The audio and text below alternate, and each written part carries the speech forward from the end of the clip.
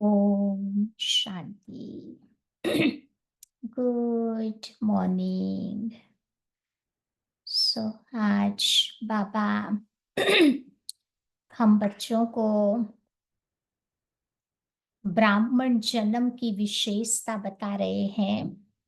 बाबा के बने तो हम सर्वश्रेष्ठ ब्राह्मण बन गए। और जैसे ही बाबा के पास आए हमारा नया जीवन हो गया। तो बाबा का बनने के बाद इस अलौकिक जीवन का अनुभव करने के बाद बाबा कहते हैं कि आत्मा को सचमुच में अनुभव होता है कि इसी ब्राह्मण जन्म में ही हमारे 7 जन्म होते हैं, जिस कारण ये ब्राह्मण जन्म सर्वश्रेष्ठ माना गया है। तो कौन कौन से 7 जन्म ब्राह्मण बनते ही होते हैं? तो पहला जब बाबा के पास आए तो सबसे पहला ज्ञान का जन्म हमारा हुआ। बाबा के पास आते ही क्या किया हम लोगों ने? बाबा के ज्ञान को अच्छी तरह से हमने सुना। सुन करके फिर वही ज्ञान हमने दूसरों के साथ भी शेयर किया। फिर बाबा की मुरलियों को, लिटरेचर्स को हम पढ़ते थे। फिर पढ़ करके उसके ऊपर विचार सागर मंथन करते थे, ज्ञान की पॉइंट्स को डिस्कस करते थे। साथ ही साथ ज्ञान को अपने प्रैक्टिकल लाइफ में अप्लाई करने की भी कोशिश करते थे। और ज्ञान स्वरूप बनने का हमारा एक लक्ष्य रहता था। तो जैसे ज्ञान को समझा तो ये हमारा ज्ञान का जन्म, नया ज्ञान का जन्म हो गया। फिर धीरे धीरे थोड़ा और आगे बढ़े तो हमारा दूसरा जन्म हुआ योग का जन्म। अर्थात योग की गहराई में हम गए, योग के एक्सपेरिमेंट्स किए। कौन से एक्सपेरिमेंट्स किए? तो कभी आत्मिक स्वरूप में स्थित होने का अभ्यास किया, कभी अशरीरी अवस्था का अभ्यास किया, कभी एंजेलिक स्टेज का अभ्यास किया, तो कभी परम धाम में बीज रूप अवस्था का भी हमने अभ्यास किया। फिर बाबा कहते अव्यक्त स्टेज का भी अभ्यास किया। तो साथ साथ कंबाइंड स्वरूप की स्थिति का भी हमने योग में अभ्यास किया। फिर बाबा ने हमें ये भी बताया कि योग की गहराई में जाते जाते, योग की अलग स्थितियों का अनुभव करते करते हमें और क्या करना है? तो हमें बाबा के साथ शब्दों से भी कंबाइंड रहना है। भावनात्मक लेवल, इमोशनली भी हमें बाबा के साथ कंबाइंड रहना है। कंबाइंड रहने का अनुभव भी करना है। संबंधों में भी बाबा के साथ रहना है। कोई भी संबंध की आवश्यकता हो तो पहले बाबा याद आवे, वो पर्टिकुलर संबंध के रूप में। फिर हमारी स्मृति में भी हम कोशिश करते रहे कि बाबा हमारे साथ रहे, उसकी याद भूले नहीं। या फिर हमारे संस्कारों में भी हम बाबा को साथ रखते थे। जो संस्कार हमें अपने जीवन में रहम दिल, क्षमा स्वरूप बनाते थे। फिर काम करते करते भी अभ्यास करते रहे कि बाबा हमारे साथ रहे। मुरली में बाबा कहते ना, हथ कार डे दिल यार डे। हाथों से काम करते रहो, दिल से बाबा को याद करते रहो। तो ऐसे योग करते करते ये हमारा योग का जन्म हुआ। तीसरा जन्म हमारा हुआ धारणाओं का जन्म। जैसे जैसे ज्ञान योग को अपने जीवन में उतारते गए, गहराई से समझते गए, तो फिर हमारे जीवन में धारणा होती गई। धारणा में भी कौन सी बात बाबा कहते हैं, जैसे अमृत वेला, बाबा को याद करना, जो हमारा डेली रूटीन है। फिर बाबा का क्लास, मुरली क्लास, वो कभी मिस नहीं करना। खान पान की धारणा भी होती रही कि शुद्ध वेजिटेरियन फूड, जो भगवान खावे वही खाना मुझे भी खाना है। फिर धीरे धीरे हम लोग ट्रैफिक कंट्रोल के ऊपर भी थोड़ा अटेंशन रखते गए। कभी वो टाइम पर हम बिजी रहते थे तो आगे पीछे थोड़ा ट्रैफिक कंट्रोल का समय भी हम बाबा की याद में रहे। फिर कर्म योगी बन करके रहने का लक्ष्य रखते थे। फिर शाम को इवनिंग मेडिटेशन करते थे और अभी कर भी रहे हैं।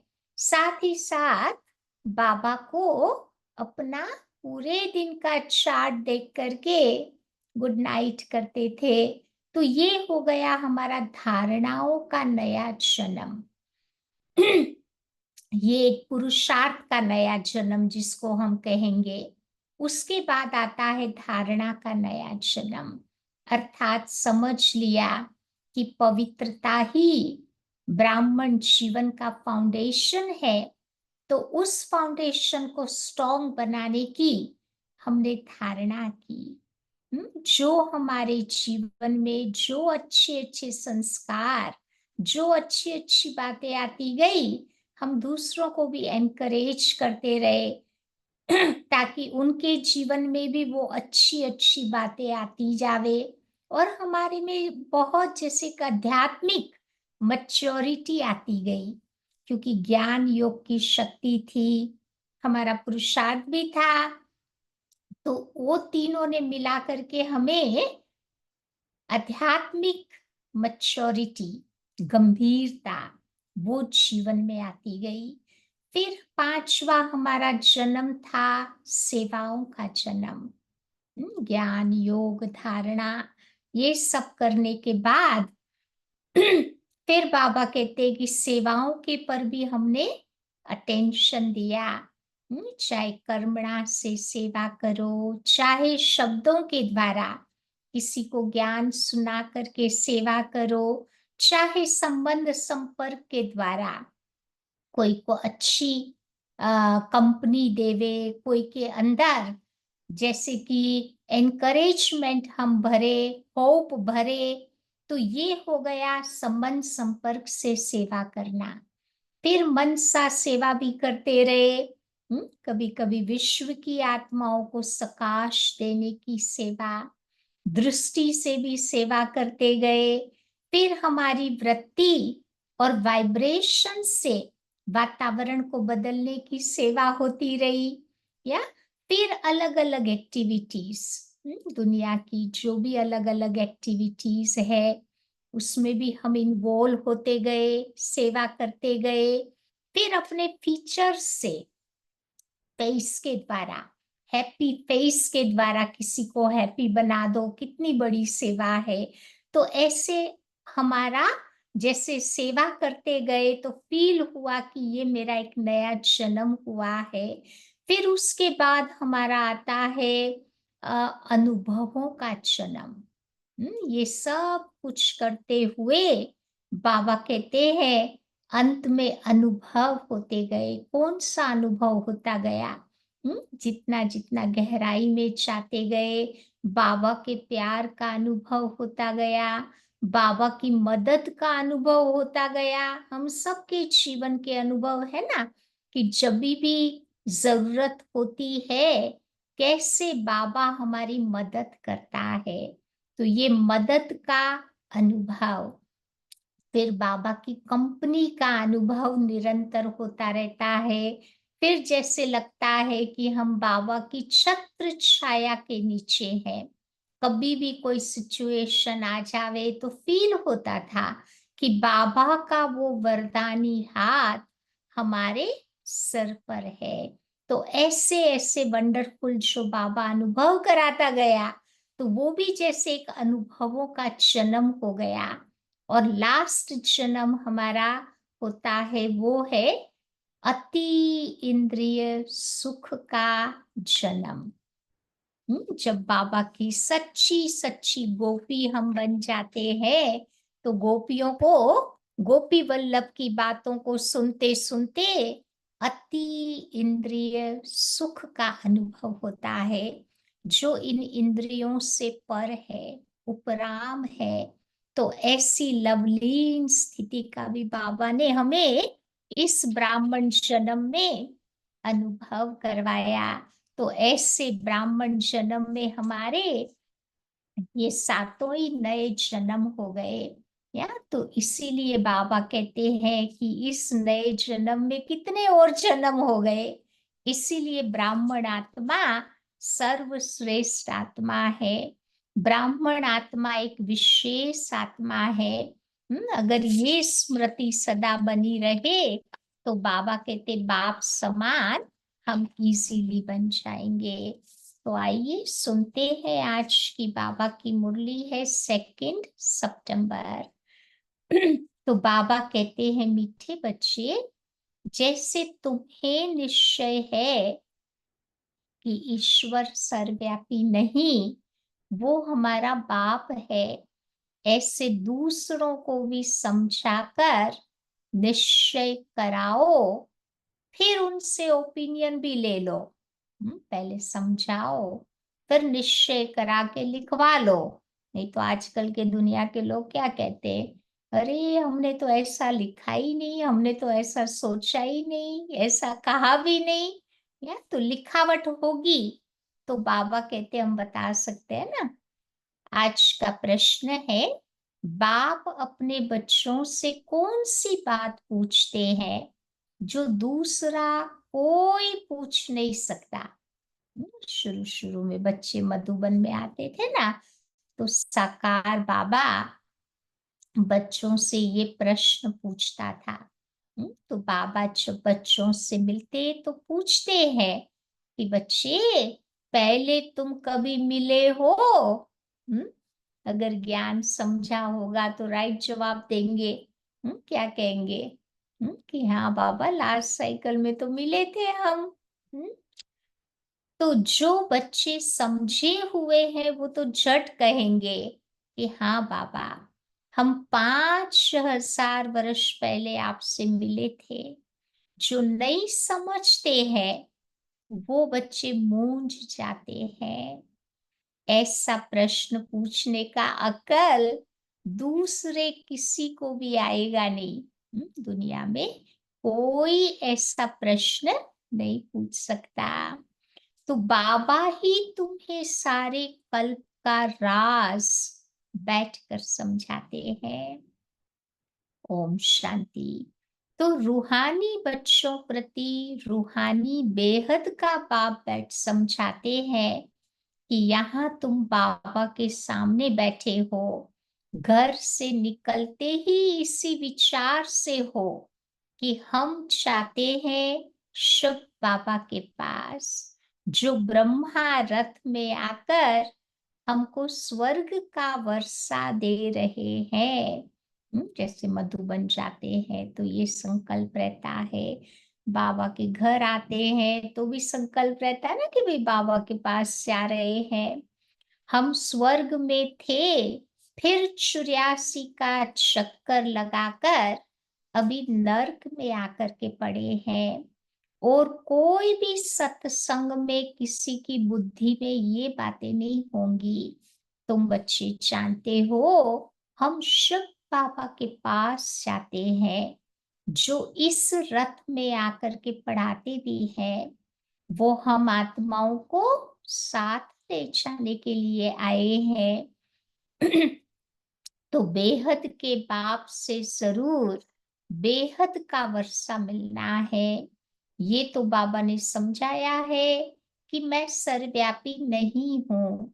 सर्वव्यापक तो ये 5 विकार है।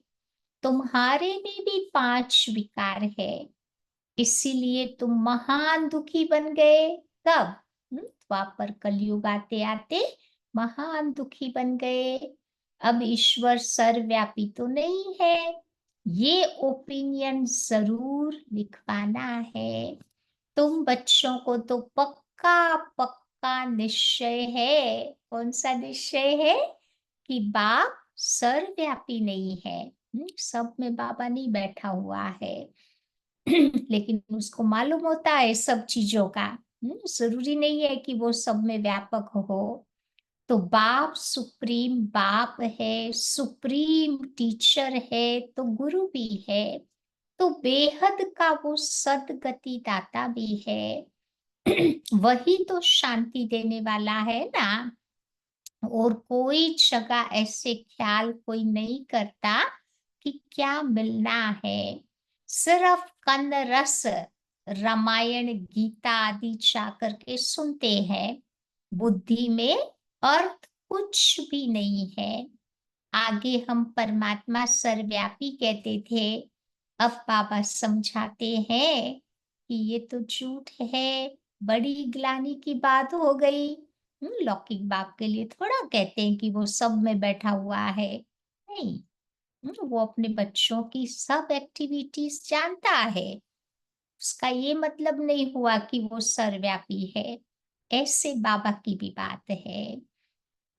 तो बाबा कहते आजकल तुम वीआईपी से ओपिनियन आदि लिखवाते हो। तो वो लिखते हैं कि ब्रह्मा कुमारियां काम बड़ा अच्छा करती है, बहुत अच्छी समझानी देती है, ईश्वर को प्राप्त करने का रास्ता बताती है। इससे लोगों के दिल पर सिर्फ अच्छा असर पड़ता है।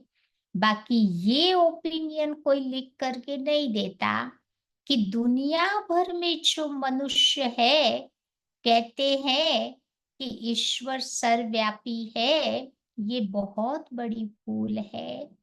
ईश्वर तो बाप टीचर सतगुरु है। तो एक तो मुख्य बात है ये। और दूसरा फिर ओपिनियन चाहिए कि इस समझाने से हम समझते हैं कि गीता का भगवान श्री कृष्ण नहीं, भगवान कोई मनुष्य या देवता को नहीं कहा जाता। दो बातें आज बाबा क्लियर करके समझा रहे हैं। एक तो भगवान सर्वव्यापी नहीं, ये भूल कर दी। दूसरी भूल ये हो गई कि गीता के भगवान में बाप की जगह बच्चे का नाम डाल दिया। तो भगवान एक है, वो बाप है। उसी बाप से ही शांति सुख का वर्षा मिलता। ऐसी ऐसी ओपिनियन लेना है। अभी जो तुम ओपिनियन लेते हो वो तो कोई काम की नहीं। बस लिख देते हैं कि ये ब्रह्मा कुमारियां शिक्षा बहुत अच्छी देती। बाकी मुख्य बात जिसमें ही तुम्हारी विजय है वो बात लिखाओ। तो ये दो बातें कोई लिख के देवे कि भगवान कैसे सर्वव्यापी नहीं और गीता का भगवान कौन। अब वो तो बाप है, वही तो गीता का भगवान है ना। तो बाबा आकर के भक्ति मार्ग से छुड़ाए तुम बच्चों को ज्ञान देते हैं। ये भी ओपिनियन जरूरी है कि वो पतित पावनी पानी की गंगा नहीं, परंतु एक बाप है। ऐसी ऐसी ओपिनियन जब लिखे तब ही तुम्हारी विजय हो। तो अभी टाइम पड़ा है। अभी तुम्हारी जो सर्विस चल रही है, इतना खर्चा होता, ये तो तुम बच्चे ही एक दो को बैठकर मदद करते हो। बाहर वालों को तो कुछ भी तो पता नहीं है ना। तुम बच्चे ही अपने तन मन धन से खर्चा कर अपने लिए राजधानी स्थापन करते हो। अब जो करेगा सो पाएगा, जो नहीं करते वो पाएंगे भी नहीं। जो मेहनत करता है ना वही तो प्राप्त करता है कुछ, नहीं करता तो उसको कुछ नहीं मिलता। तो तुम बच्चे अपने ही तन मन धन से खर्चा कर अपने लिए राजधानी स्थापन करते हो।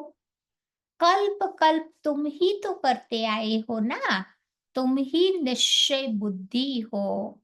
तुम बच्चे समझते हो कि बाप बाप भी है, टीचर भी है, और गीता का ज्ञान भी यथार्थ रीति आकर सुनाते हैं।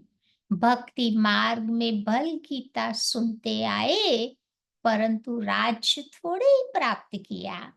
ईश्वरीय मत से बदलकर आसुरी मत हो गई। कैरेक्टर्स भी बिगड़ते बिगड़ते एकदम पतित हो गए।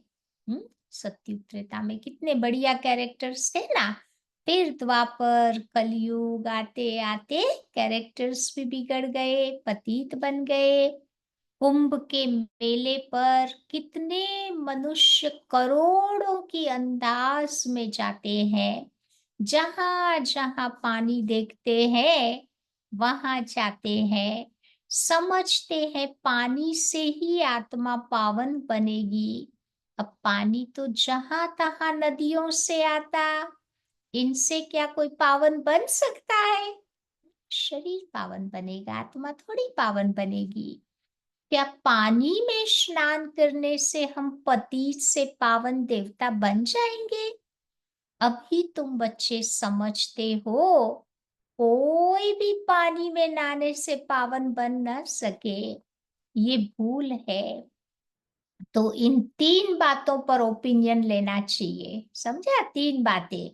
एक तो भगवान सर्वव्यापी नहीं है, गीता का भगवान। और तीसरी बात बताई, पतित पावनी पानी की नदियां नहीं, परंतु एक परमात्मा है। अभी सिर्फ कहते हैं संस्था तो बहुत अच्छी है, तो बहुतों के अंदर जो भ्रांतियां भरी हुई है कि ब्रह्मा कुमारियां जादू करती भगाती, वो ख्यालात उनके दूर हो जाते।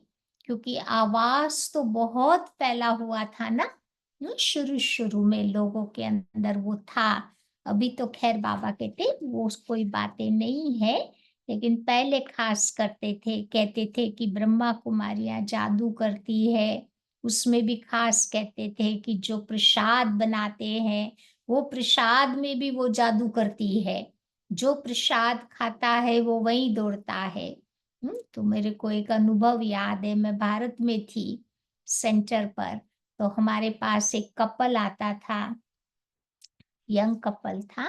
तो वो जो भाई था वो रेगुलर था, उसकी वाइफ कभी कभी आती थी। तो शिवरात्रि का प्रोग्राम था, तो मैंने वो भाई को बोला कि आज आप अपनी वाइफ को लेके आओ, बाबा के घर में शिवरात्रि मनाना है, अच्छा प्रोग्राम है। तो फिर वो लेकर के आया। तो प्रोग्राम अटेंड किया। फिर हमारा तो कल्चर है ना कि प्रोग्राम के बाद सबको प्रसाद टोली दी जाती है। अब ये जो उसकी वाइफ थी, उसके अंदर ये स्ट्रॉन्ग इम्प्रेशन थी कि ये ब्रह्मा कुमारियां जादू करती है खाने में, या तो जब वो टोली उसका टर्न आया तो वो बहन हाथ में ही नहीं लेवे। उसको डर लगता था कि अगर मैंने इसको टच कर लिया या तो मेरे पर भी जादू हो जाएगा। या फिर वो भाई ने आंख दिखाई तो ले तो लिया हाथ में, लेकिन वो घर गई, उसने खाया नहीं वो प्रसाद टोली है। तो उसने जा करके इनके गांव में वो गाय वगैरह होते हैं ना, कैटल्स वगैरह, तो गाय के खाने में उसने वो प्रसाद मिला दिया, तो गाय खा गई। या तो वो टोली गई गाय के पेट में।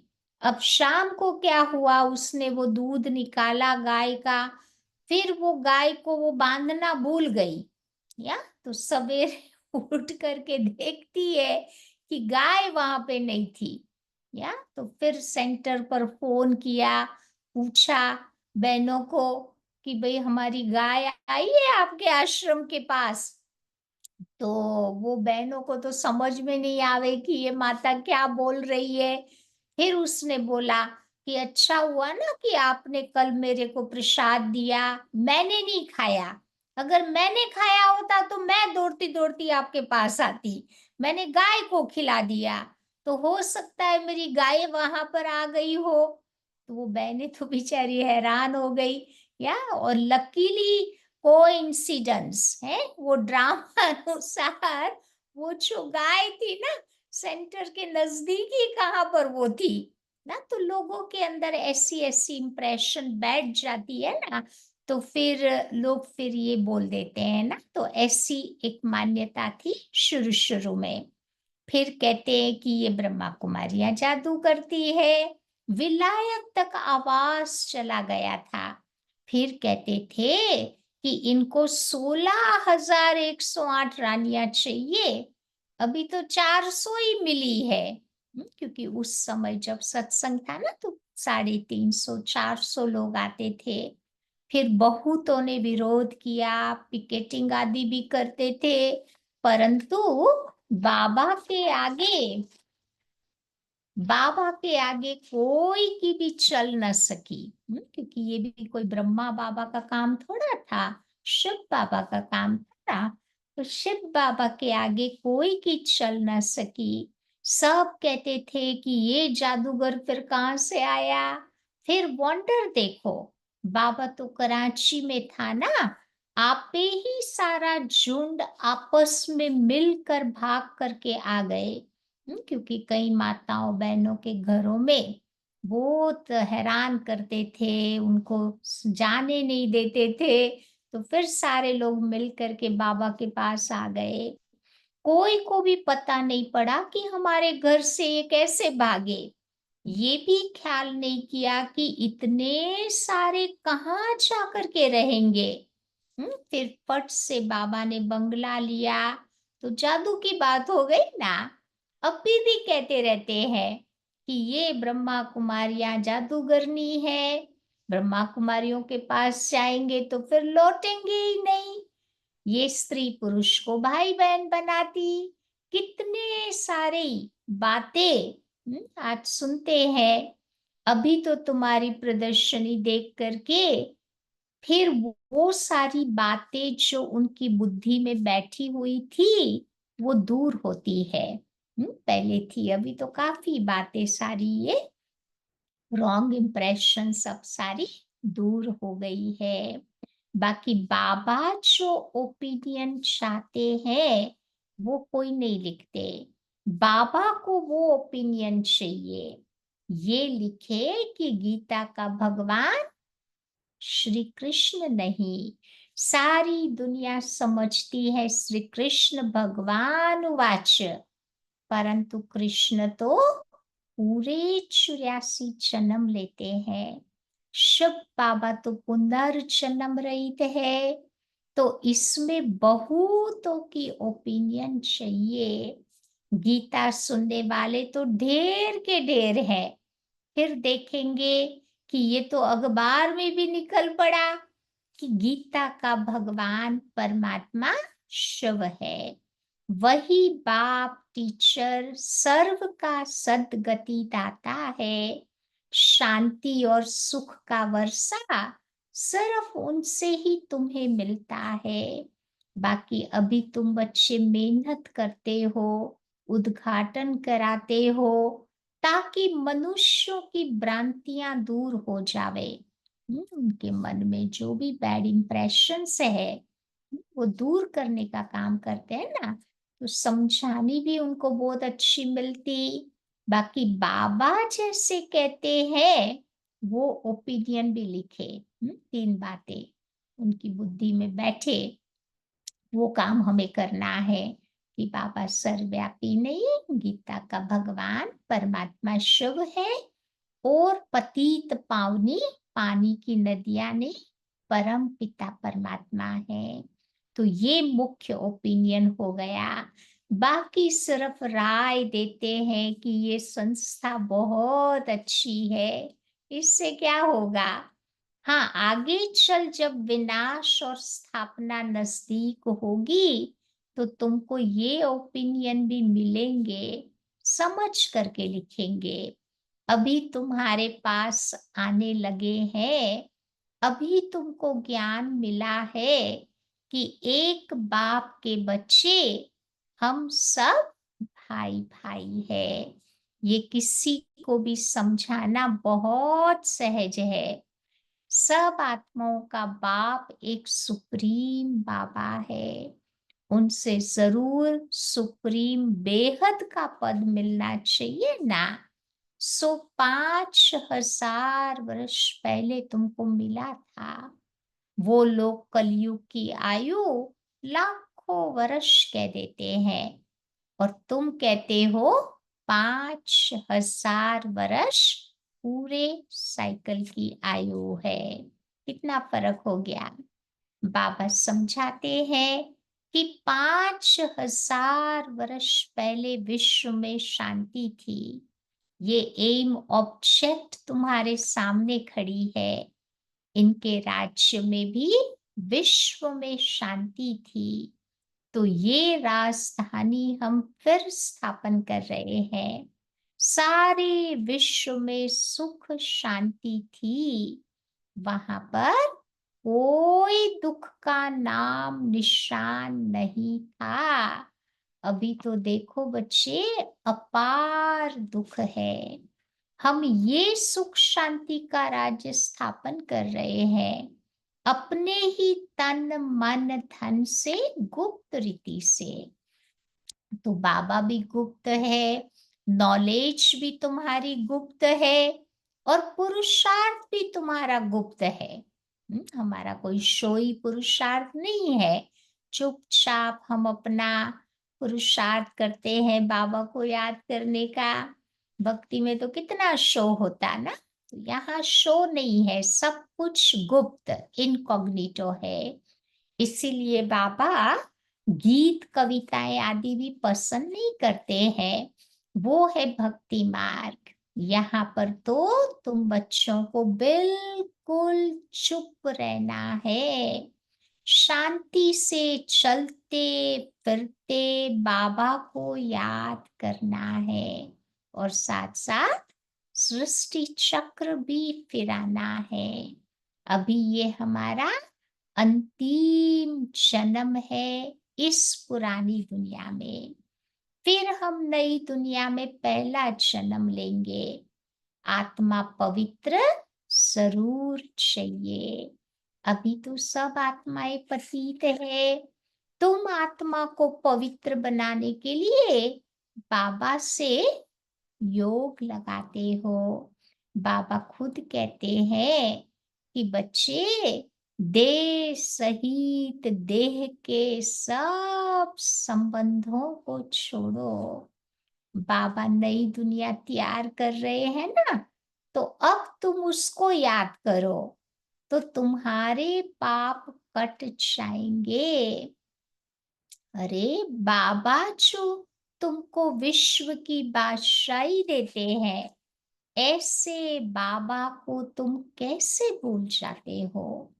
वो तो कहते हैं बच्चे, ये अंतिम जन्म सिर्फ पवित्र बनो।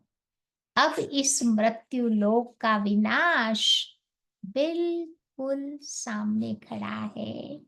ये विनाश भी 5,000 वर्ष पहले ऐसे ही हुआ था। ये बातें बच्चों को स्मृति में तो आती है ना। अपना राज्य था तो दूसरा कोई धर्म उस समय नहीं था। बाबा के पास भी कोई भी आता है तो उनसे मैं पूछता हूँ, क्या पूछते हैं बाबा, कि आगे कब मिले हो। कोई तो जो न समझे हुए हैं वो तो कह देते हैं कि हाँ बाबा, 5,000 वर्ष पहले मिले थे। कोई नए आते हैं तो मूंझ पड़ते हैं। बाबा समझ जाते हैं कि ब्राह्मणी ने ठीक से समझाया नहीं है, ज्ञान को समझा नहीं है। फिर कहता हूँ सोचो, तो उनको स्मृति आ जाती है। तो ऐसी बात और कोई तुम्हें पूछ ना सके। उनको पूछने का अक्ल आएगा ही नहीं। क्या पूछने का? कि पहले कभी मिले हो? वो क्या जाने इन बातों से आगे चल करके तुम्हारे पास बहुत आकर के इन बातों को सुनेंगे, जो इस कुल के होंगे। अब दुनिया बदलनी तो जरूर है ना। चक्र का राज तो बाबा ने समझा दिया है। अब नई दुनिया में जाना है, तो इस पुरानी दुनिया को तुम भूलते जाओ। बाबा नया मकान बनाते हैं तो बुद्धि उसमें चली जाती। पुराने मकान में फिर ममत्व नहीं रहता। तो ये हो गई बेहद की बात। बाबा नई दुनिया स्वर्ग स्थापन कर रहे हैं। इसीलिए बाबा कहते हैं, अब इस पुरानी दुनिया को देखते हुए भी नहीं देखो। ममत्व नई दुनिया में रहे। इस पुरानी दुनिया से तुम्हारा वैराग्य हो।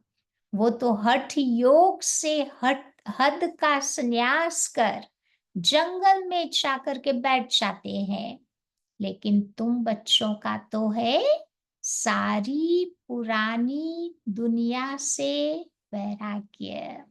क्योंकि इस दुनिया में तो अथाह दुख है ना। नई सतयुगी दुनिया में अपार सुख है। जरूर उनको याद करेंगे ना। सुख देने वालों को ही दुनिया में भी आप देखो लोग याद करते हैं ना। दुख देने वालों को नहीं याद करता कोई। तो यहाँ पर भी देखो सब दुख देने वाले हैं। माँ बाप आदि सब विकारों में फंसा देते हैं। बाबा कहते इन विकारों को जीतने से ही जगत जीत बनेंगे। ये राजयोग बाबा बैठ सिखलाते हैं, जिससे हम ये पद पाते हैं। तो बोलो, हमको स्वप्न में भगवान कहते हैं कि पावन बनो तो स्वर्ग की राजाई मिलेगी। तो अब मैं एक जन्म अपवित्र बन अपनी राजाई थोड़ी गवाएंगे। इस पवित्रता की बात पर ही झगड़ा चलता है। द्रौपदी ने भी पुकारा था। ये खेल दिखाते हैं कि द्रौपदी को कृष्ण 21 साड़ियां देते हैं। अब बाबा बैठ समझाते हैं कि देखो बच्चे कितनी दुर्गति हो गई है। अपार दुख है ना। सतयुग में तो था अपार सुख।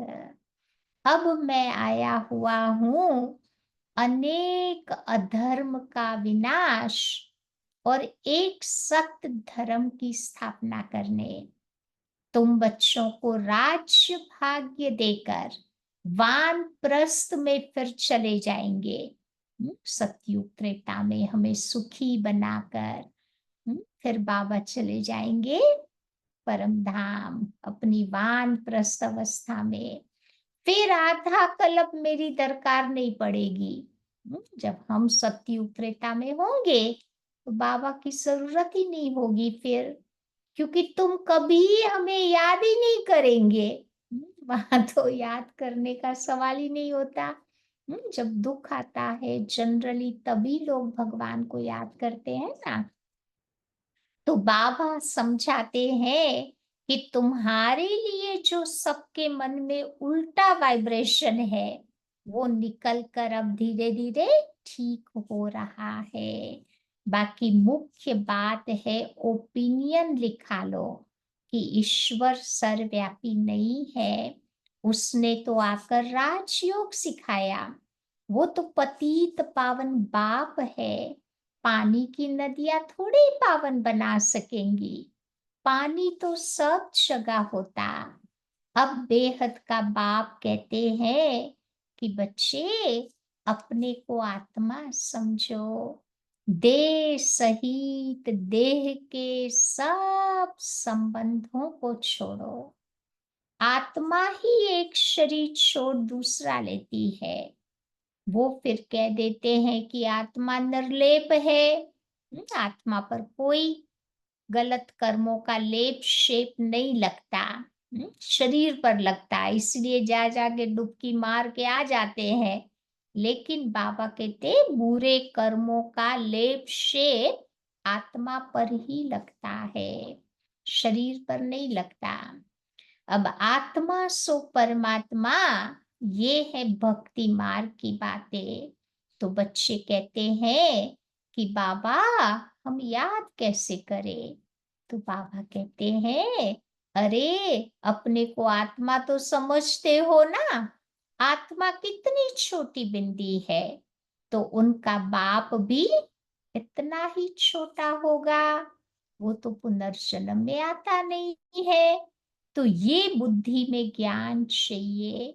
बाप याद क्यों नहीं आएगा? चलते फिरते बाबा को याद करो। अच्छा, बड़ा रूप ही समझो बाप का। ज्योति बिंदु रूप बुद्धि में नहीं आता है तो कोई बात नहीं, शिवलिंग को ही सामने रखो, लेकिन बाबा को याद करो। परंतु याद तो एक को करो ना, तो तुम्हारे पाप कट जाएंगे, और तो कोई उपाय है नहीं।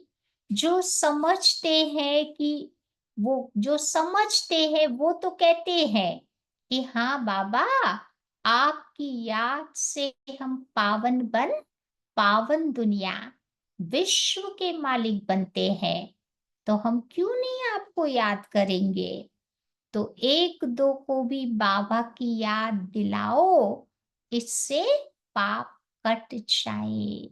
अच्छा, मीठे मीठे सिक्की लधे बच्चों प्रति माता पिता बाप दादा का याद प्यार और गुड मॉर्निंग। रूहानी बाप की रूहानी बच्चों को नमस्ते, और रूहानी बच्चों की रूहानी बाप को नमस्ते। धारणा पॉइंट, पहली बात, जैसे बाप और नॉलेज गुप्त है, ऐसे पुरुषार्थ भी गुप्त करना है। गीत कविताओं आदि के बजाय चुप रहना बहुत अच्छा है, क्योंकि बोलने से एनर्जी हमारी चली जाती है ना। जितना साइलेंस में रहेंगे उतनी बाबा कहते एनर्जी हमारी सेव होगी। तभी तो भक्ति मार्ग में कितना चिल्लाते हैं ना, चिल्लाते चिल्लाते खाली हो गए। तो अब शांति में चलते फिरते बाबा को याद करना है। दूसरी बात, पुरानी दुनिया बदल रही है, इसीलिए इससे ममत्व निकाल देना है। इसे देखते हुए भी नहीं देखना है। बुद्धि नई दुनिया में लगानी है। आज का वरदान है, ब्राह्मण जन्म की विशेषता को नेचुरल नेचर बनाने वाले सहज पुरुषार्थी भव। ब्राह्मण जन्म की विशेषता को नेचुरल नेचर बनाने वाले सहज पुरुषार्थी भव। ब्राह्मण जन्म भी विशेष, ब्राह्मण धर्म और कर्म भी विशेष, अर्थात सर्वश्रेष्ठ है। क्योंकि ब्राह्मण कर्म में फॉलो साकार ब्रह्मा बाबा को करते हैं, तो ब्राह्मणों की नेचर भी विशेष नेचर है। साधारण व मायावी नेचर ब्राह्मणों की नेचर नहीं होती। सिर्फ यही स्मृति स्वरूप में रहे कि मैं विशेष आत्मा हूं, ये नेचर जब नेचुरल हो जाएगी, तब बाप समान बनना सहज अनुभव करेंगे। स्मृति स्वरूप सो समर्थी स्वरूप बन जाएंगे। यही है सहज पुरुषार्थ। ब्राह्मण नेचर को नेचुरल बनाना, हम्म, तब बाप समान बनेंगे। ये है सहज पुरुषार्थ। स्लोगन: पवित्रता और शांति की लाइट चारों ओर फैलाने वाले लाइट हाउस है। पवित्रता और शांति की लाइट चारों ओर फैलाने वाले ही लाइट हाउस है। आज की अव्यक्त इशारे की पॉइंट है, जो भरपूर होता है वो सदा ही इच्छा मात्रम अविद्या की स्थिति में रहता है। जो भरपूर होता है ना, वो कम छलकता है ना। घड़ा भी आप देखो स्टेबल रहेगा, खाली होगा तो बहुत शोर मचाएगा, छलकता रहेगा। तो बाबा कहते हैं, जो इच्छा मात्रम अविद्या की स्थिति में रहता है और मन से मुस्कुराता है, वो सर्व प्राप्ति संपन्न होता। इसलिए उसके मन का लगाव व झुकाव किसी व्यक्ति व वस्तु की तरफ नहीं होता। इसको ही मन मना भव कहते हैं। उन्हें मन को बाप की तरफ लगाने में मेहनत नहीं होती, लेकिन सहज ही मन बाप की मोहब्बत के संसार में रहता है। बाबा के प्यार में रहता है। समझा? तो ये थी आज की बाबा की मुरली। तो क्या याद रखेंगे? ब्राह्मण जीवन विशेष जीवन है, क्योंकि इसी जन्म में ही हमारे अनेक जन्म होते। साथ ही साथ 3 बातें आज बाबा ने याद दिलाई ना, कि बाबा सर्वव्यापी नहीं है, गीता का भगवान परमात्मा शिव है, और पतित पावन परमात्मा है, पानी की नदियां नहीं। ये 3 बातें लोगों को समझानी है और ओपिनियन लिखवाना है। ठीक है, तो ये थी आज की बाबा की प्यारी सी मुरली।